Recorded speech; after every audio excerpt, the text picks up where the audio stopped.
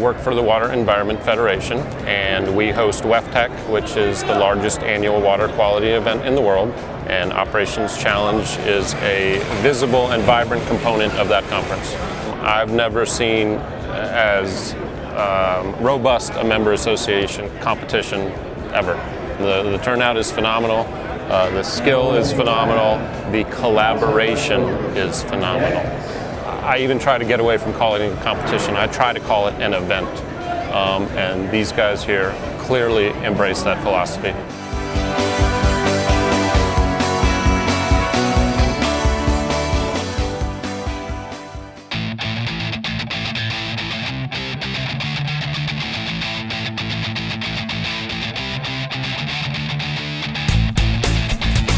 Bring it up, bring it up. Ratchet fast, go, go, ratchet fast. 1, 2, 3, 4, 5, 6, 7, 8, 9, 10, 11, 12, 13, 14. Everything's judged on speed first off. The maintenance, you're judged on your agility to do it, to tear it apart, put it back together. It's a real world situation that could possibly happen at a treatment plant. What you're doing is taking them both like you're simulating they're in a wet well. You're bringing them up out of a wet well, and your moisture probe is popped.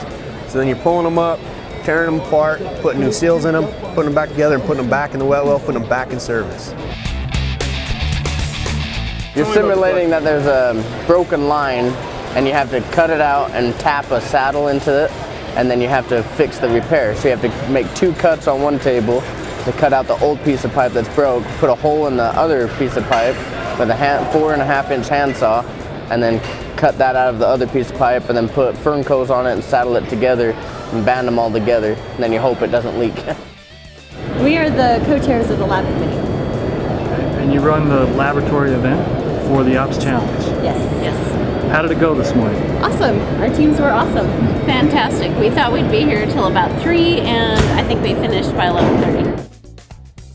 The objective of the safety is, I think, is to simulate a fallen person in a confined space, or a manhole, a tank, anything like that. You also simulate doing CPR, so it's set up to be a rescue scenario. Rather than using a David arm or anything, a tripod with ropes and pulleys, we've got the gantry crane with the Sala man lift, and then we send one person down on a bosun's chair, he hooks up a harness around the victim, and then they pull the victim out for an extrication.